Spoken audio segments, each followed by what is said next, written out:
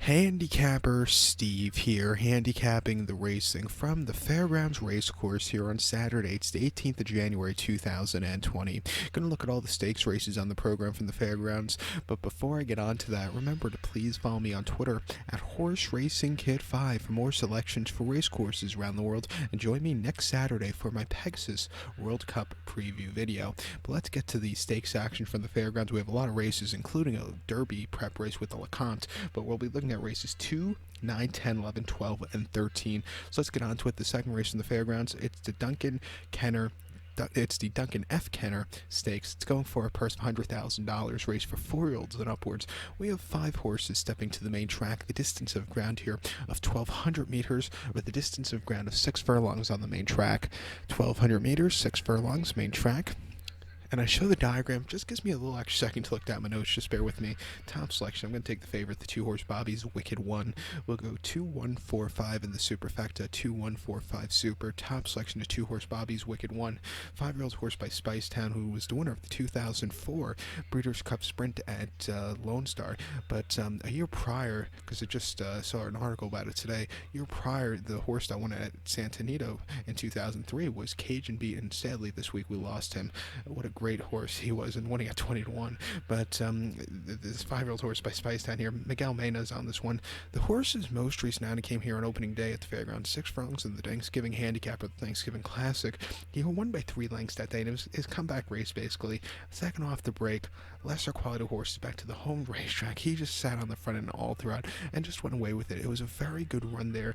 Before that though, in the bed of sunshine at Churchill, 6 furlongs second in November, first off the break, he had a horrible trip, wasn't 100% cranked, and he finished 8th by 18 lengths. Didn't break all that well, had trouble going down the backstretch, and like I said, everything that could go wrong went wrong there. And then the Mighty Bow at Churchill, 5 furlongs on the 1st of June. He finished 8th by 11.5 lengths there, and it was probably his last start and first start on turf. You know, he didn't break all that well, was very wide, and he just never quickened up there. And then he ran a very good place in the Churchill Downs Stakes on Derby Day at Churchill, going 7 furlongs, finishing second by 3.5 lengths behind Matoli, who won next start out. But this horse, he ran his heart out there. He won the Commonwealth before that came in. And then before that, he won here at the Fairgrounds last winter very nicely. He's only lost once here. That came going around 2 turns, so basically sprinting here. He's undefeated. He's been training well since the Thanksgiving. I'm going to take him 7-5, single the multi-races early on. So to recap my selection for the second from the Fairgrounds, it's the Duncan F. Kenner. Let's take the 2-horse Bobby's Wicked One. We'll go 2-1-4-5 in the superfecta. Let's get to race number 9 now. Race number 9, it's the Mary G. Krantz Memorial. It's going for a purse of $100,000, race for fillies and mares, 4-year-olds and upwards. We have a field of 11 horses stepping to the turf course, a distance of ground of 1,700 meters, or the distance of ground of about 1 mile and 1/16 on the turf course. About 1,700 meters, mile 1/16 about here. And I'm going to mainly mention the about here. Something weird about today's card at the Fairgrounds. The stakes races on the turf are run at about distance. The other races on the turf course today are not run at the about distance, they're run at the true distance. So, you know, it's kind of weird here. For years and years, they always card these turf races at about. This season, I noticed they've been carding these races on the turf as true distances sometimes with the rails down, so it's just a weird kind of thing what they're doing. But with that being said, they're going somewhere near a mile 16th top selection here in the Mary G. Krantz. I'm going to go with the 5-horse Lecomte Stakes. I'm going to go 5-4-1-6 in the superfecta. 5-4-1-6 super. Top selection of 5-horse Les Segnaire. This 5-year-old mare here, Brendan Walsh trains this one. Sean Bridgemahan gets the mount. The horse's most recent outing came 17th of October at Keeneland, 1 mile and allowance race 73,000. He finished 3rd by neck, and he really closed up well, from the back of the pack. He had a good trip, he just didn't get there late, but it wasn't anything bad about that run being first off the break. 2nd of March was his previous start at the Gulfstream, 1 mile and the Honey Fox Stakes, a grade 3 event. He finished 6th by 2 3/4 lengths, and he set the pace that day. But then he just hit the wall in the top of the lane and just couldn't keep the momentum. Wasn't the day to win. And then the Marshuas River at Gulfstream Park, mile 16, January 12th of 2019. First time facing older horses. He finished 6th by 4.5 lengths. Stalked early on, but then really hit the wall and had a little bit of a trouble trip around the far turn. And then before that, ran the Belmont Oaks at Belmont in July of 2018, the mile and a quarter chip, where the horse finished 10th by 6 3/4 lengths. Set the pace earlier, but then just hit the wall. I think this horse will do better Today, if she sits a little bit closer, her last start she didn't sit so close to the pace, but if she sits closer today, I think she'll do well. The rails are coming down on the turf course for the first time in nearly a month, so the inside passage should be very fresh, and I think speed could possibly hold up here. At 9-2, let's take her. So to recap my selection for the 9th on the fairgrounds, the Mary G. Krantz Memorial, let's take the 5-horse La Signaire. I'm going to go 5-4-1-6 in the superfecta. It's race number 10 from the fairgrounds. It's Louisiana Stakes, grade 3 purse, $100,000, race for 4-year-olds and upwards. We have a field of 8 horses going to the main track. The distance of ground of 1,700 meters, or a mile and 1/16th on the main track. 1,700 meters, a mile 16th, main dirt course. And keep in mind, a lot of horses with this race are cross-entered with the next race, which is the Colonel R. Bradley. So it's going to be a roll of the dice who's going to end up where. I think I might have gotten it right. The top selection, I'm going to go with the 7-horse Tone Broke. I'm going to go 7-4-2-5 in the superfecta, 7-4-2-5 super. If you're going to play the All Stakes Pick 4, which begins with this race here, I would definitely go 7-4. I think those are the 2 horses that are going to possibly get a piece of it, or most likely get a piece of it. The top selection, 7-horse Tone Broke. This 4-year-old colt by Broken Vow. Steve Asmussen trades. Joe Talamo gets the mount. Come back to his roots to ride here at the fairgrounds. The horse's most race now came the 7th of September here in New York at Belmont. I'm on the half on the Widener Turf Course in the Jockey Club Derby. The horse finished 9th by 16 3/4 lengths there. He stalked most of the race, and then he just didn't stay the trip. Hit the wall late. It wasn't the day to win against some very tough horses. Some basically European imports ran 1, 2, 3, I believe, and 4, but he just couldn't keep up there. Before then, the Breeders' Stakes at Woodbine, a mile and a half on the E.P. Taylor Turf Course. He won by 1.5 lengths. He stalked, he got the lead, and then he took off clear. You know, he won so easily, you could even forgive the horrible break that day. And then before then, the Prince of Wales on the dirt at Fort Erie, mile 3/16. He won by 2 lengths. He stalked, he got the lead, and then he took off clear, beating One Bad Day, who was the Queen's Plate winner.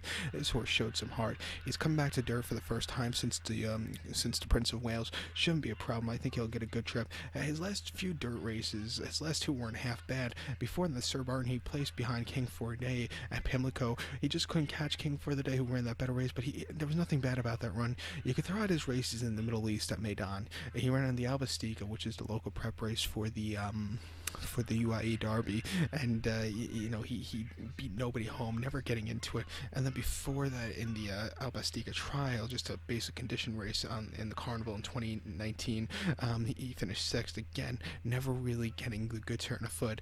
Coming here, back to dirt off the break, 10-1, Trenwell, Sam Houston. I'm going to give him a shot. The 4-horse, the other Asmussen horse, Gunnet, I also think has a very live chance, so we'll definitely use him on the multi-race. But to recount my selection for the 10th from the fairgrounds, it's Louisiana Stakes. Let's take the 7-horse Tone Broke. We'll use the 4-horse Gunnet. We'll go 7-4-2-5 in the superfecta. Let's get to race number 11. Race number 11 from the fairgrounds, it's the Colonel L.E.R. Bradley Stakes, going for a purse of $125,000, race for 4-year-olds and upwards. We have a field of 14 horses entered to go the distance of ground of about 1,700 meters, with a distance of ground of about 1 mile and 1/16th on the main track, about 1,700 meters, about 1 mile 16th. Again, not the true distance here. The top selection, I'm going to go with the number 11 horse. The number 11 horse, who is, as my iPad craps out, factor this. I'm going to go 11-10-14-5 in the superfecta. 11-10-14-5 super. Top selection, the 11 horse, factor this. 5-year-old horse by the factor. Brad Cox trains this one. Sean Bridge-Mahan gets the mount. The horse's most recent outing came 21st of December here at the fairgrounds. Sloppy Seal going off the turf, mile 16th in the Dilberto Memorial, and he finished 3rd by 7 lengths that day. His preferred surface is turf. He runs okay on dirt, but that day on the slop, he really never had a good turn of foot, and he just never really showed up. Back to the turf, where his most recent turf races form has been very good. I think he'll get a better trip, and I think he'll probably get away with it. Before the Churchill Mile on the lawn, 3rd November, an official 150 claimer. He finished 2nd, by 1/4 lengths. He stalked all the way around the race course. It looked like he was going to get in front of Renaissance Frolic, but Renaissance Frogs had the final jump on him. This horse still ran a good place there. And then Keeneland, a mile 16th, last race, 71 1,000. He finished 5th by 4 lengths. He didn't break all that well and had a horrible trip, which cost him late. Nothing was really to his liking there. And then before then, the Kentucky Turf Cup at Kentucky Downs, a 1.5-mile trip, finished 4th by 4.5 lengths. He stayed 1.25 miles, but then he just kind of hit the wall late. And then before that, at Ellis Park, 1.25 miles on their lawn in the Kentucky Turf Cup preview, he won by a head. He stalked, he got the lead, and then he took off clear. I think I've got a good trip on the front end at 8-1. He's a definite use on the multi-race. I think also you have to use the 10-horse Parlor who's come to this race very nicely. You also have to use the old man, the 14-horse Mr. Misunderstood, who loves his turf course, but he's come back to his turf course for the first time in nearly 2 years. But he also has a live chance here. And I also think you have to use the 5-horse Space Mountain. I am aware I'm wearing a Splash Mountain shirt today, and but you have to use the 5-horse Space Mountain also. If there's going to be a closer, I think he can get a piece of it. But to recap my selection now for the 11th from the Fairgrounds, it's the Colonel E.R. Bradley Stakes. Going to take as a top selection the 11-horse factor. This will go 11, 10, 14, 5 in the superfecta. We'll use all 4 of those digits in my all stakes pick 4 play. Let's get to the 12th. Race number 12 from the Fairgrounds. It's the Silverbulletday Stakes, purse $150,000, race for 3-year-old fillies here. We have a field of 8 horses going to the main track, the distance of ground of 1,700 meters, or 1 mile and 1/16th on the main track. 1,700 meters, 1 mile 16th, main track here in the Silverbulletday.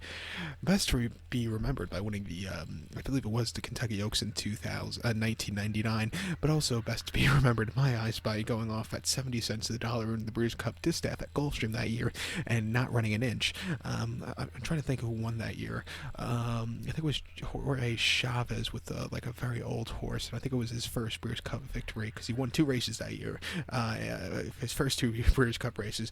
I know the second one was Artax, but I just can't remember who won the Distaff that year.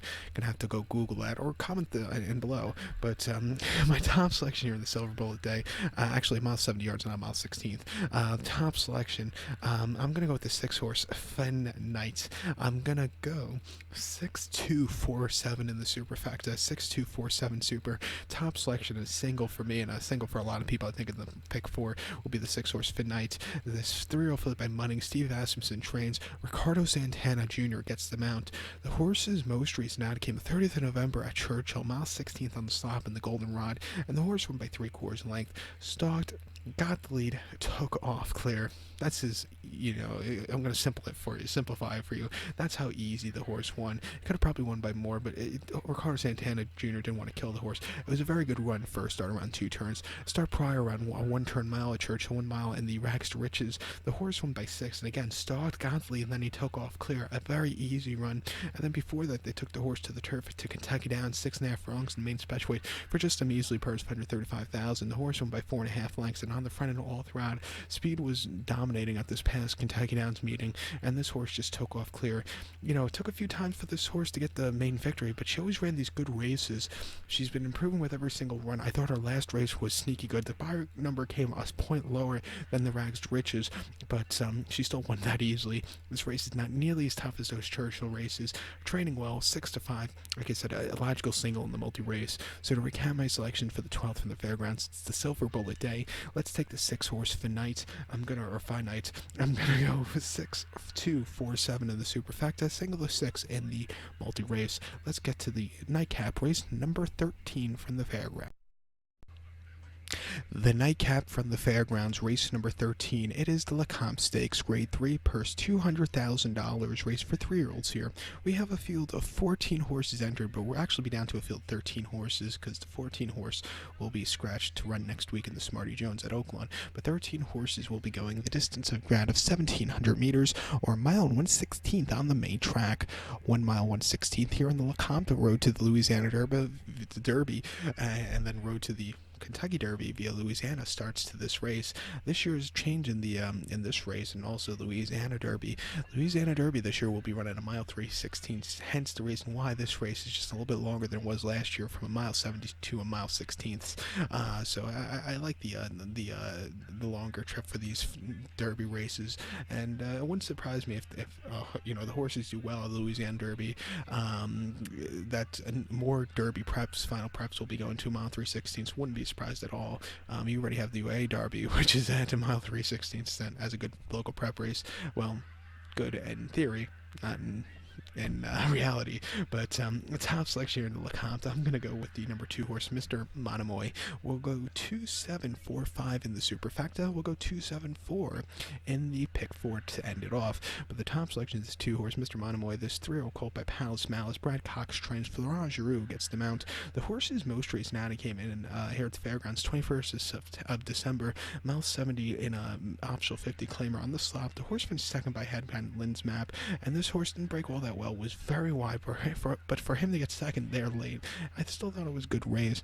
Before that, he ran at Churchill 6.5 in the main special weight 93,000, and he won by 5.5 lengths on the front and all throughout. Even after not the best beginnings, he still took off clear. And then a Keeneland 6 furlongs main special weight 69,000, finished 4th by 6.5 lengths. Horrible beginning that day, but he was mowing them down late. The 6 furlong trip probably wasn't to his liking, but coming to a mile 16th trip, drawn well, speed favoring track at times, I think he'll get a very good run. But the thing today he's gonna have to do with a 13 horse field, he's gonna have to break 3 starts, 3 horrible beginnings. So hopefully in start number 4, they'll finally get a good break. But he's been training well. 9-2, we'll use him along with the number 7 horse, Halo again. This trio colt by Spicetown, Steve Asmussen trains. Joe Talmo gets the mount. Ontario bred here, so it wouldn't be surprising if this horse ends up in the Queen's Plate or the Prince of Wales. But the horse's most recent outing came the Coronation Futurity at Woodbine a few weeks ago, mile and 1/8 on the Tapeta, where he won by head that day. He stalked, he got the lead, and looked like he was going to hit the wall late, but he held on to a very nice victory. I like the mile and 1/8, campaign under his belt already. I think that's a good, fitness indicator for him. And second start around 2 turns, probably even more fit. I think he's sitting on a lot better run than he probably did in the Coronation Futurity. Prior to that, in his debut at Churchill, 7 furlongs, main special weight 74,000. He won by 4.5 lengths, and again he stalked, he got the lead, and then he took off clear. Had a little bit of a fractious trip around the far turn, but that didn't really matter late. Another horse who's been training well, 15-1 as a prize play. Definitely use him on your ticket along with the 4 horse Scabbard. Not a price play, 7-2 here at the Trio Colt Boy, more than ready. He ran a 4th in Breeze Cup Juvenile most recently, but before that placed very nice in the Iroquois, and placed before then the Saratoga Special very nicely. Back to 2 turns, training okay, not as good as the other 2. I think he can get a piece of it all, so 7-2, we'll use him. But to recap my selection for the 13th now from the fairgrounds, it's the grade 3 Lecomte. We'll take as a top selection the 2 horse Mr. Monomoy. We'll go 2-7-4-5 in the superfecta. We'll go 2-7-4 in the multi-race. Pick 4. So good luck to him. Please follow me on Twitter at HorseRacingKid5. Good luck, everybody.